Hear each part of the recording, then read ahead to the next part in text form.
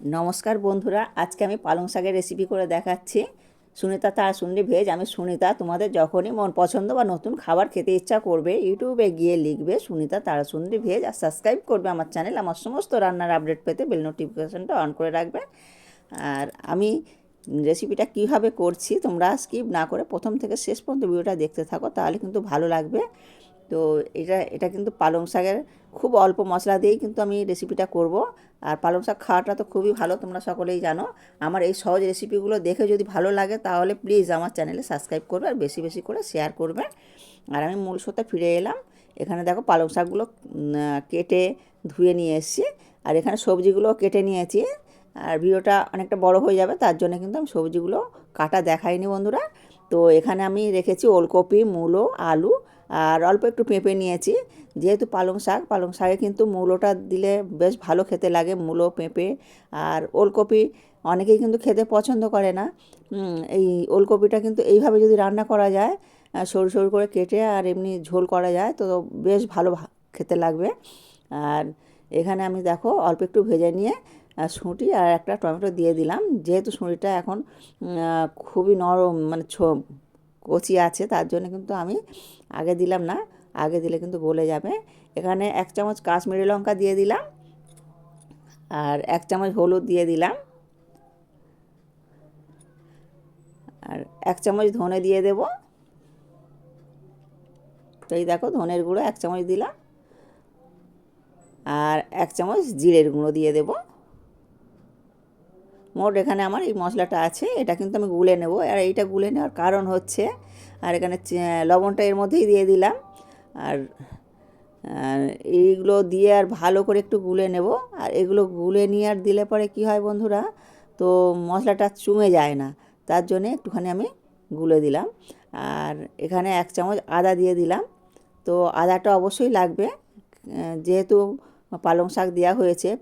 মানে যে কোনো শাকেতে একটু কিন্তু আদা দিলে বেশ খেতে ভালো লাগে। আর আদাটা দিয়ে একটু ভেজে নিলাম। আর এবারে কিন্তু একটু ভেজে নিয়ে আর আমি যে মশলাটা গুলে রেখে দিলাম ওটা কিন্তু এর মধ্যে এবার দিয়ে দেব। তো মশলাটা যদি আমি গুলে দিই তাহলে কিন্তু একদম চোঙা পড়া কিছুই হবে না। এবারে আমি ঘন ঘন একটু নাড়তে থাকবো। তো তোমাদের কথা দিচ্ছি বন্ধুরা, এই রেসিপিটা কিন্তু ভীষণ ভীষণ সুন্দর খেতে লাগে। আর পালং শাকের এই রেসিপিটা একবার খেলে বারবার খেতে ইচ্ছা করবে বন্ধুরা। তো তোমরা একবার হলেও ট্রাই করে দেখবে, তো ভীষণ সুন্দর খেতে লাগে। আর পালং শাক তো খাওয়া খুবই উপকার। আর এখানে আমি তার জন্য কিন্তু পালং শাকের সঙ্গে পেঁপেও একটু দিয়ে দিলাম। আর দেখো পালং শাকটা আমি ধুয়ে রেখেছিলাম। তো পালং শাক মানে বাছতে কুটতে অনেকটাই সময় লাগে, তার জন্যে আমি এটা আর দেখালাম না। তো আমি এটা ভালো করে ধুয়ে নিয়েছি। আর পালং শাকের গোড়ায় কিন্তু অনেকটাই মাটি লেগে থাকে, আর এটা ভালো করে 2-3 বার করে ধুইতে হয়।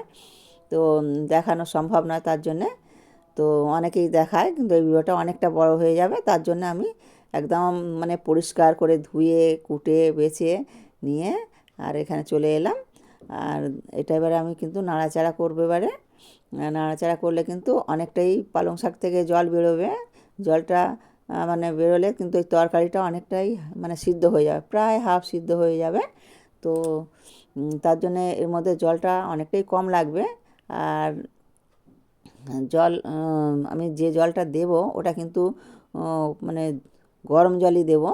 তো যেহেতু হাফ সিদ্ধ হয়ে গেছে, আর এতে ঠান্ডা জলটা দিলে না তরকারিটা বুকশিলে মতন হয়ে যাবে, মানে বুকশিলে যাকে বলে আর কি, গলবে না আর কি, এরকমটা। তো তার জন্য আমি এই গরম জলটাই করে রেখেছি। এবারে আমি নাড়াচাড়া করে নিচ্ছি, এই দেখো। আর এটা আমার কিন্তু ভাজা হয়ে গেছে। তো এবারে কিন্তু আমি দেখো গরম জলটা দিচ্ছি, তো আমি বেশি দিচ্ছি না, অল্প একটু দিচ্ছি। আর এটুকু দিলে মোটামুটি হয়ে যাবে। তো এবারে হালকা হাতে একটু নাড়াচাড়া করে নিয়ে এটা আমি প্রায় 5 মিনিটের মতন ঢাকা চাপা দেব। আর এর মধ্যে কিন্তু আরও একটা জিনিস দেব, তো সেটা কিন্তু চিনি। তো এই চিনিটা কিন্তু তোমরা যারা পছন্দ করো না তারা কিন্তু চিনিটা স্কিপ করে যেতে পারো।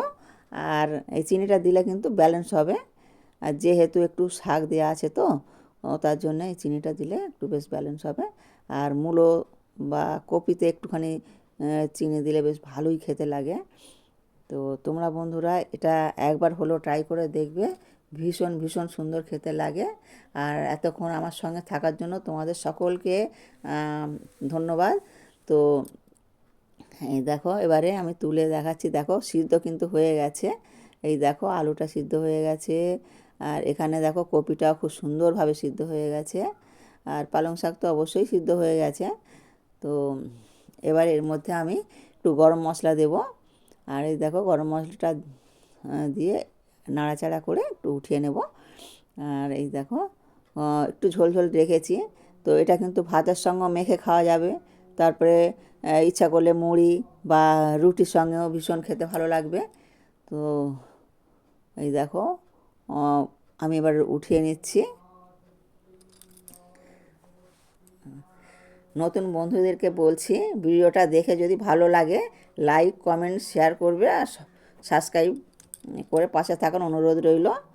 আর দেখো তরকারিটা কতটা সুন্দর হয়েছে। ভালো থাকবে বন্ধুরা, ভিডিওটা এখানেই শেষ করছি।